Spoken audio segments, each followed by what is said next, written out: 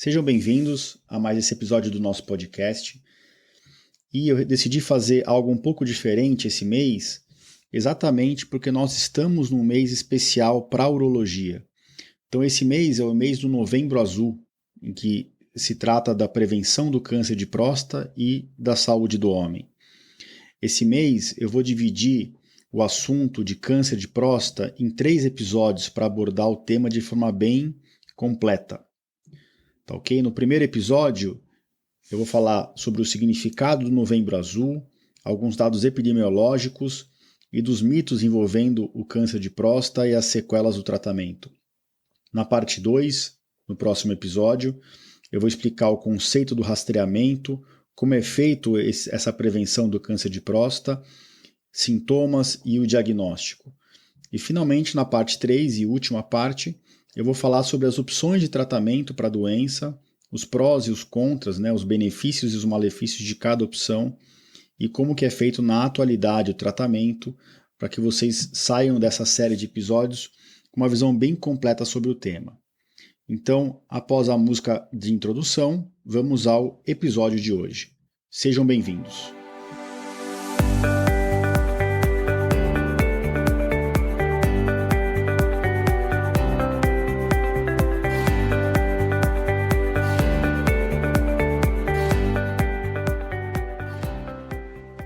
Bem-vindos ao podcast Conversa Aberta com o Urologista. Meu nome é Giovanni Marchini, sou médico urologista formado pela Faculdade de Medicina da USP e serei o anfitrião desse show.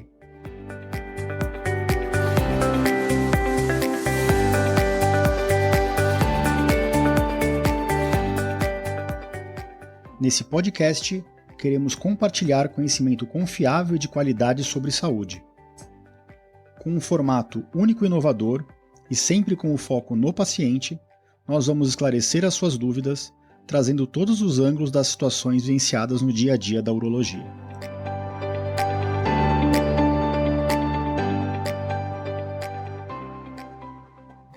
Bem-vindo a todos. Então, como eu expliquei anteriormente, eu vou dividir esse tema em 3 partes e hoje a gente vai falar da primeira parte sobre o rastreamento do câncer de próstata e sobre o Novembro Azul. Então eu queria falar algumas coisas para vocês e eu vou começar aqui explicando o que é o Novembro Azul. Então o Novembro Azul é um mês que é mundialmente dedicado à prevenção do câncer de próstata. E no Brasil, nos últimos 2-3 anos, essa campanha foi expandida a conscientização sobre a saúde do homem e não focado só no câncer de próstata. Apesar disso, eu vou focar um pouquinho no câncer de próstata porque eu acho que é para isso que essa campanha foi criada e porque indiretamente, quando a gente consegue mobilizar o homem, ele acaba se motivando a tratar de outras partes da sua saúde. Mas fica o recado de que o homem não precisa esperar uma certa idade para ir no urologista. O urologista hoje ele tem que ser visto como um amigo do homem. A gente também trata a mulher, mas o homem tem que se consultar com o urologista de forma rotineira para que o médico ajude ele na prevenção de doenças, não apenas no câncer de próstata. Mas por que essa campanha existe, né? Por que foi criado a campanha do Novembro Azul, assim como do Outubro Rosa para o câncer de mama? Então, os especialistas resolveram criar essas campanhas exatamente para tentar diminuir a incidência e a prevalência dos tumores mais frequentes. Com o aumento da expectativa de vida, cada vez a gente vive mais tempo, é mais tempo que as nossas células têm que se multiplicar e se desenvolver sem ter mutação. E, invariavelmente, em algum momento da vida, a gente vai ter uma mutação nas células. E isso é o início de qualquer tipo de câncer, tá? É um crescimento desenfreado por uma mutação genética da célula que deixa o mecanismo mais comum é que a célula deixa de se autocontrolar. Então, mesmo as células defeituosas conseguem ir para frente, elas não se autoexterminam. Isso é o início da maior parte dos cânceres, ok?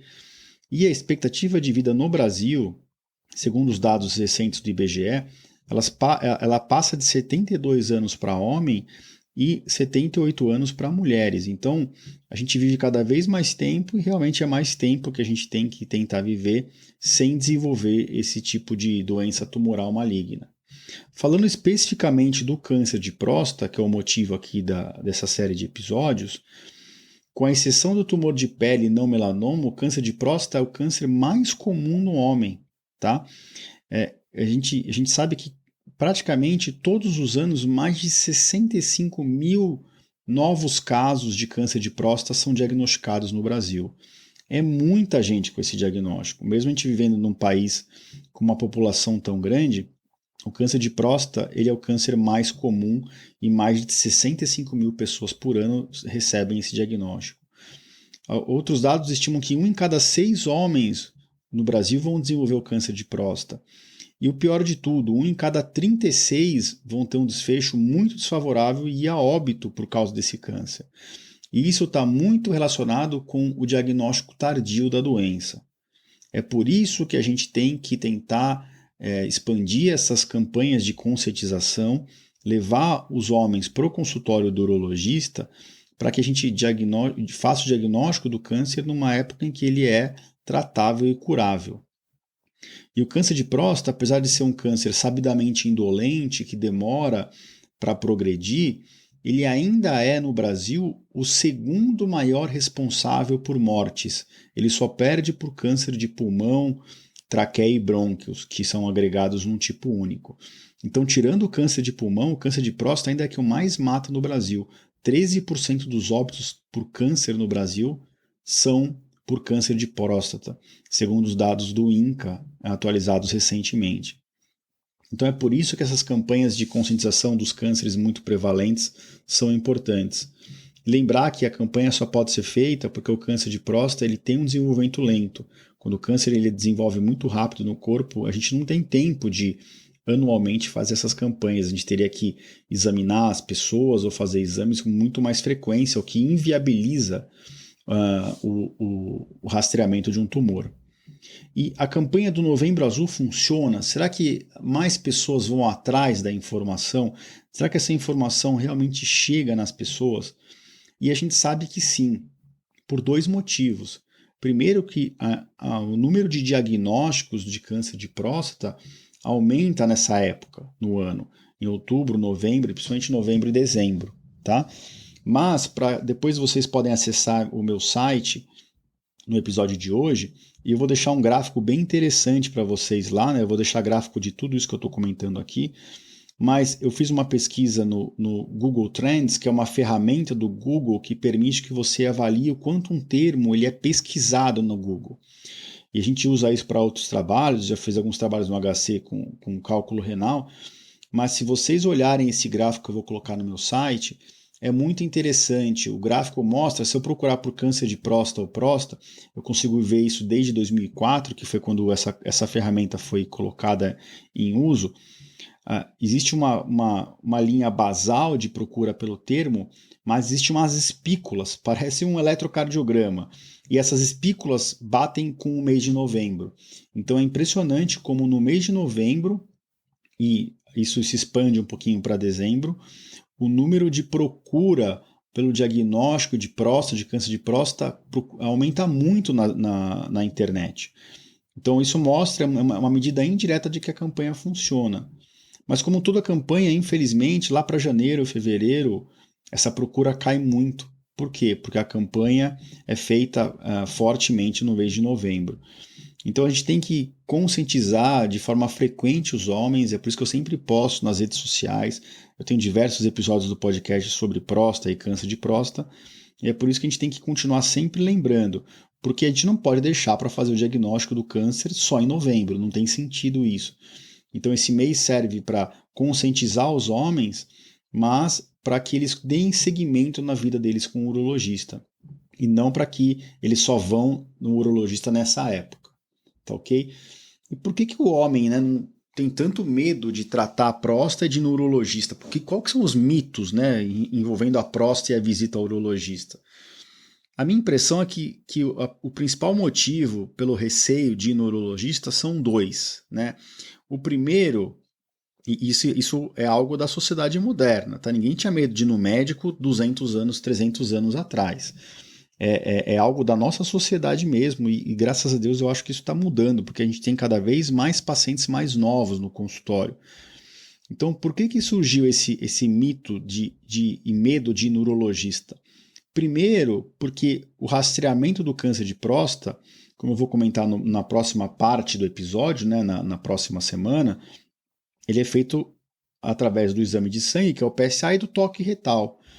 E existe um grande estigma ao redor do toque retal, que o homem vai perder a masculinidade, que o homem vai deixar de ser homem, que o homem vai gostar do toque retal e ele tem medo de gostar. Então, assim, é um monte de mito, um monte de estigma sobre algo que, no fundo, é só um exame físico. O toque retal ele é feito através do reto porque é a única forma da gente acessar fisicamente a próstata. A gente toca a glândula, é um exame rápido, feito com anestésico local, é um exame que não dura nem 20, 30 segundos, ninguém deixa de ser homem por isso, ninguém começa a gostar de toque retal por causa disso, cada um tem a sua preferência sexual hoje, não é o exame de toque do urologista que vai mudar isso, gente. Isso é uma besteira, então a gente tem que conscientizar os homens que esse exame físico é indolente, não dói, não mata ninguém, não muda a preferência sexual de ninguém, independente de qual ela seja, tá? Então é importante que isso fique claro. O exame de toque retal ele deve ser feito anualmente, porque nem todo câncer de próstata aumenta o PSA no sangue, tá? É claro que a maior parte dos diagnósticos de câncer de próstata hoje são feitos por elevação do PSA, porque ele é um exame muito sensível, né? Mas, às vezes, a gente pega pacientes no consultório com PSA normal e que a gente faz o toque e acha uma área suspeita e vai atrás do diagnóstico. Mas a outra situação que eu vejo que envolve esse mito de medo de procurar urologista é o seguinte: todo homem acha, inclusive tem muito médico, infelizmente, que pensa assim, que quando você vai no urologista e faz o toque e descobre um tumor, você vai ficar impotente. E por que isso existe, tá? Porque no passado não existia tratamento para diagnóstico de câncer de próstata. E quando se começou a fazer o tratamento com cirurgia, a cirurgia convencional aberta, inicialmente, ela gerava muita sequela nos pacientes, não só do ponto de vista sexual, mas como do ponto de vista urinário. Os pacientes que operavam de câncer de próstata décadas atrás, a maior parte deles ficava realmente com dificuldade de ereção e uma porcentagem relativamente alta, 15 a 20%, que ficava com incontinência da urina. Então, o medo de se fazer um diagnóstico e da sequela que esse diagnóstico traz depois do tratamento é o segundo grande motivo pelo medo dos homens irem no urologista. Mas o que eu sempre oriento? Primeiro, o diagnóstico mais frequente no consultório do urologista envolvendo a próstata não é o câncer, é a doença benigna. E o tratamento da doença benigna melhora muito a qualidade de vida e não mexe com a potência sexual nem com a continência da urina. Tá? E mesmo quando a gente faz um diagnóstico de câncer de próstata, eu vou comentar isso na última parte aqui dessa série de episódios, os tratamentos hoje eles podem ser feitos com técnicas mais modernas que diminuem a chance das complicações ocorrerem, das sequelas ocorrerem. É lógico que a gente nunca fala em medicina, nada é 0 ou 100%, mas hoje, com a cirurgia robótica ou com as técnicas avançadas de radioterapia, ou mesmo com a própria vigilância ativa, que é não operar nem tratar o paciente que tem um tumor muito inicial, o homem tem a potência sexual dele preservada. E se a gente tratar, ele fica curado do tumor e com a potência preservada. Então, olha que coisa boa. Além de ficar livre do tumor, você não sofre as sequelas. É isso que o tratamento moderno permite desde que o diagnóstico seja feito de forma precoce. E é por isso que as campanhas de conscientização são tão importantes. Então, o urologista ele tem que ser visto como um médico de prevenção, um amigo especializado daquele paciente, que vai aconselhar sobre hábitos de vida, rotina e sobre certos exames que o paciente tem que periodicamente fazer para evitar de ter um câncer, de ter um cálculo renal, ou de ter um câncer avançado, ou de ter infecções. E se o problema aparecer, ele faz o diagnóstico precoce, é submetido a um tratamento moderno e raramente ele sofre as sequelas. Tá ok? Então, no episódio de hoje, que é o primeiro episódio, a primeira parte desse episódio seriado de três episódios separados, era isso que eu queria falar para vocês. Eu queria comentar sobre a importância do Novembro Azul, pela frequência e alta prevalência e alta mortalidade do câncer de próstata, principalmente quando ele não é descoberto numa fase precoce, e que o urologista deve ser visto como um amigo que vai ajudar a pessoa a ter uma vida saudável em vários aspectos e a evitar doenças graves. Tá? Eu vou discutir um pouquinho mais sobre o rastreamento, os sintomas e o diagnóstico no próximo episódio. E no último episódio da série eu vou discutir sobre as opções de tratamento. Eu espero que tenha contribuído para vocês, que tenha ficado claro o quão prevalente o câncer de próstata é, que a gente não pode ignorar esse assunto e que no final desses 3 episódios vocês vão estar 100% conscientizados sobre todos os aspectos que envolvem o câncer de próstata.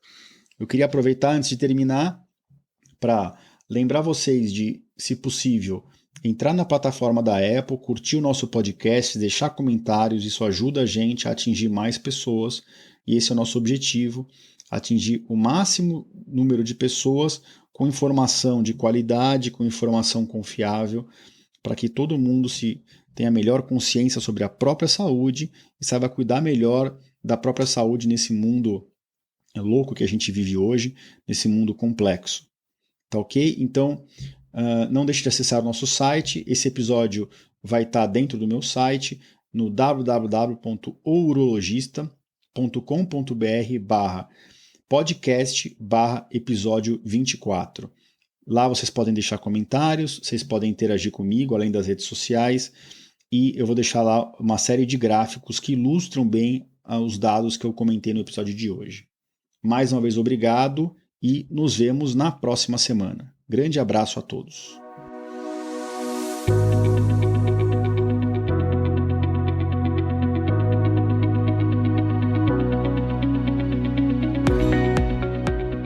Você ouviu a mais um episódio do podcast Conversa Aberta com o Urologista. Mais uma vez, obrigado e até o próximo.